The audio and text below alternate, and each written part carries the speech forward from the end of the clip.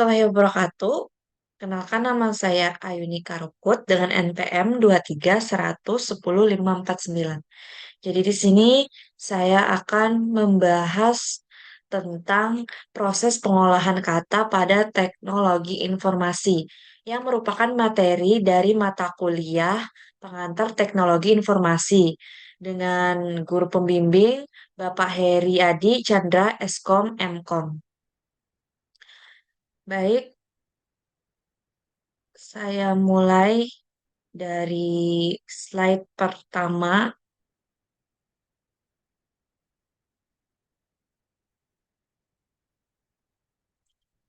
Di sini seperti yang tadi saya jelaskan, materi yang akan saya sampaikan yaitu tentang proses pengolahan kata pada teknologi informasi.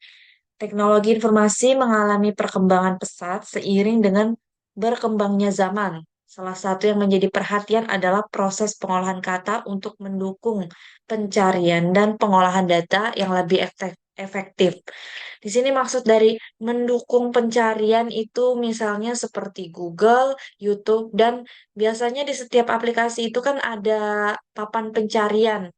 Nah, di papan pencarian itu yang misalnya kita menggunakan laptop atau teknologi informasi seperti handphone, di situ kita bisa mengetik sehingga terbentuklah sebuah kalimat atau kata dari dari dari benda digital tersebut. Nah, di situ itu yang maksudnya kita dapat mendukung pencarian dengan mengetik sesuatu yang ada di papan pencarian, itu kita dapat menemukan apa yang kita cari. Lalu ada pengolahan data yang lebih efektif itu seperti contohnya saat kita ingin membuat makalah, kita bisa membuat makalah tersebut melalui Microsoft Word atau WPS Office. Nah, di situ kita dapat mengolah data sampai mengedit dan menyimpan data tersebut menjadi file atau dokumen yang bisa kita kirim kepada yang bersangkutan. Lalu kita lanjut ke yang kedua. Di sini dijelaskan definisi pengolahan kata itu dipecahkan menjadi tiga.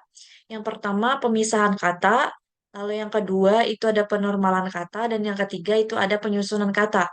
Untuk pemisahan kata, itu pemisahan satu kata dari kata lain dalam sebuah kalimat.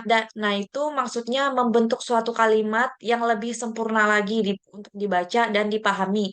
Jadi kalimat-kalimat yang mudah untuk dipahami dan dibaca ini seperti seperti strukturnya itu dipisah sehingga menjadi kalimat yang dapat dipahami dan dipahami dan dapat dibaca dengan baik. Lalu yang kedua itu ada penormalan kata. Menormalkan kata ke bentuk dasarnya agar dapat mengungkap makna yang sama. Maksudnya misalnya kita mendapatkan materi dari makalah orang lain atau kita mencari referensi dari buku yang ada di perpustakaan. Itu kita bisa sedikit membedakan kalimat-kalimat agar tidak terlihat sama dengan menormalkan kata bentuk namun dengan dasar yang sama atau arti yang sama sehingga menjadi berakhir dengan makna yang sama. Susunan kalimat yang berbeda namun dengan makna yang sama. Itu maksud dari penormalan kata. Lalu yang ketiga itu ada penyusunan kata, menyusun kembali kata yang sudah dileksikalisasi untuk membentuk kata baru. Nah, itu maksudnya kita menyusun kembali kata-kata atau kalimat yang sebelumnya kita dapat dari berbagai macam sumber yang kita pecah, lalu kita kreasikan, namun dengan makna yang sama. Nah, lalu dalam langkah ketiga kita dapat membentuk kata baru yang lebih rapi dan layak. Lanjut, di sini ada metode pengolahan kata. Yang pertama itu ada stemming. Metode pengolahan kata yang bertujuan untuk mengubah kata berimbuhan menjadi kata dasar. Misalnya, berimbuhan, kata berimbuhan itu seperti melaut, lalu menjadi kata dasar, sedangkan kata dasar itu laut. Jadi kita dapat mengubah atau mengkreasikan kalimat-kalimat itu dari contohnya dari yang berimbuhan menjadi yang kata dasar. Lalu yang kedua itu ada lemmatization, metode pengolahan kata yang bertujuan untuk memetakan kata ke dalam bentuk dasarnya. Memetakan memetakan kata ke dalam bentuk dasarnya itu sama ya, seperti yang tadi saya jelaskan. Dia menyusun kata, eh, mengkreasikan kalimat-kalimat itu namun tetap dalam bentuk yang sama atau makna yang sama sesuai dengan dasarnya. Lalu yang ketiga itu ada phonetic matching, metode pengolahan kata yang bertujuan mencari kata yang mirip secara fonetik dengan kata kunci. Metode pengolahan kata. Jadi di sini kita dapat mengolah kata atau kalimat-kalimat yang dibutuhkan dengan mencari referensi atau pokok dari bahasan yang kita bahas itu.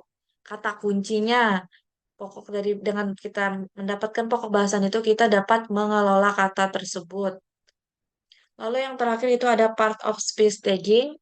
Itu metode pengolahan kata yang bertujuan untuk memberi label pada kata sebagai bagian jenis kata tertentu. Nah, setelah kita sudah membuat sebuah bahasan atau kata dan kalimat, itu pasti kita dapat melabelinya, misalnya ini tentang tema ini, dan judul ini. Jadi itu termasuk dalam melabeli bagian jenis atau dari pokok yang kita bahas dari kata yang kita tulis di melalui teknologi canggih ini. Selanjutnya ada struktur dari pengolahan kata itu ada tiga. Yang pertama input data, yang kedua ada proses analisis, yang ketiga ada output data. Langkah pertama itu input data apa? Kita mencari data atau referensi yang akan kita bahas dan kita input yang kita menginput pokok bahasan yang menurut kita sesuai dengan apa yang kita cari. Sebelum kemudian kita melakukan proses analisis. Analisis itu kita menganalisis kembali apa yang sudah kita input, apa yang sudah kita cari, dan apa yang sudah kita pilih, yang terkandung dalam kalimat-kalimat ini atau pokok bahasan ini. Kita bisa menganalisis lagi untuk yang kedua kalinya, memilih lagi yang mana yang paling pantas untuk kita gunakan sebagai pokok bahasan itu. Lalu yang ketiga, terakhir itu output data-data yang dihasilkan setelah proses analisis selesai dilakukan. Ini output data ini kita mengoutput menyimpan apa yang sudah sebelumnya kita analisis, apa yang sebelumnya sudah kita susun menjadi sebuah kalimat sesuai yang kita inginkan. Sehingga setelah di-output maka tersimpanlah sebuah dokumen yang kita rancang sebelumnya di teknologi, di benda teknologi canggih itu. Selanjutnya, ini pentingnya pengolahan kata dalam teknologi informasi. Ada tiga juga. Yang pertama itu memudahkan pencarian informasi. Pengolahan kata mempermudah pengguna untuk menemukan informasi yang sesuai dengan kebutuhan. Sama seperti di yang pertama saya jelaskan tadi, kita mempermudah kita dalam mencari informasi. Contohnya kita ingin mencari jawaban dari PR yang dari tugas yang kita dapat dari dosen itu melalui Google. Kita bisa mengetik melalui kolom pencarian dengan mengetik kata demi kata hingga kita menemukan apa yang kita butuhkan. Itu poin pertamanya untuk pengolahan kata dalam teknologi informasi. Lalu yang kedua itu ada mengurangi duplikasi data. Dengan melakukan pengolahan kata, duplikasi data dapat dihindari sehingga meminimalisir kesalahan dan mempercepat proses pengolahan data. Seperti yang sebelumnya juga. Misalnya kita ingin membuat makalah, namun kita mencari referensi itu dari makalah lain yang ada di Google milik orang lain. Di situ kita bisa mengurangi duplikasi atau mengurangi seperti plagiat ya.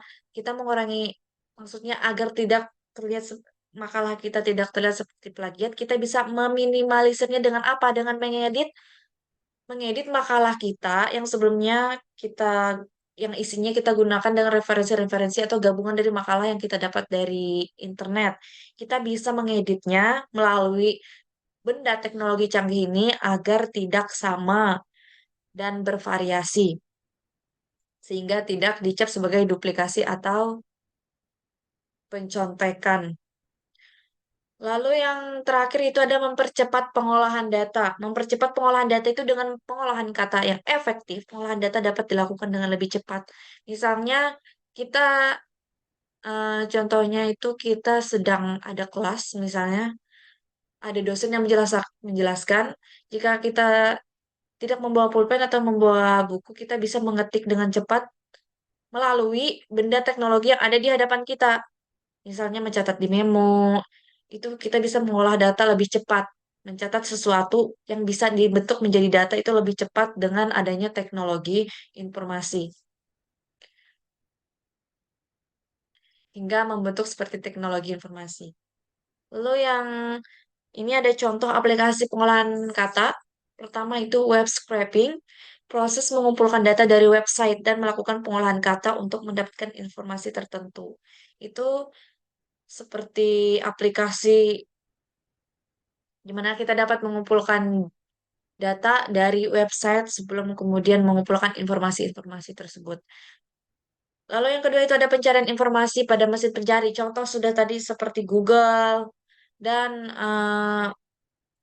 proxy. Masih banyak lagi ya seperti Chrome.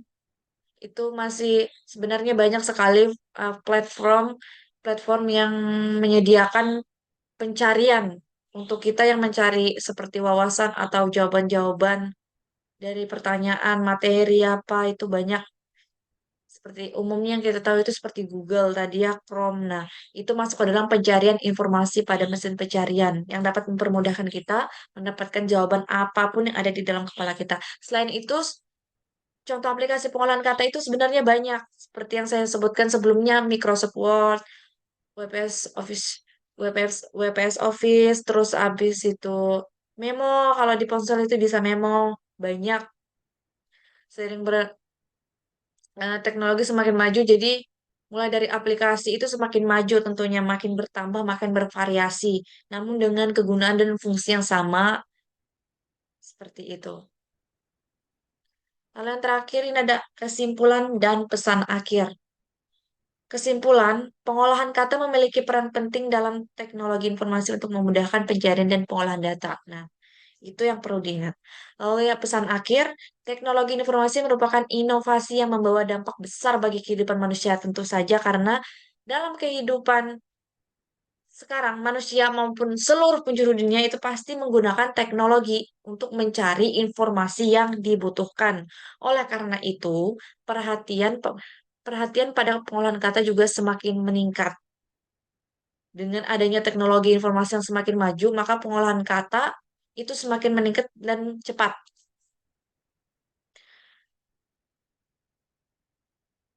Nah, itu tadi pembahasan singkat tentang proses pengolahan kata pada teknologi informasi. Semoga bermanfaat dan dapat dipahami serta jelas sesuai dengan yang dikehendaki. Sekian dari saya. Wassalamualaikum warahmatullahi wabarakatuh.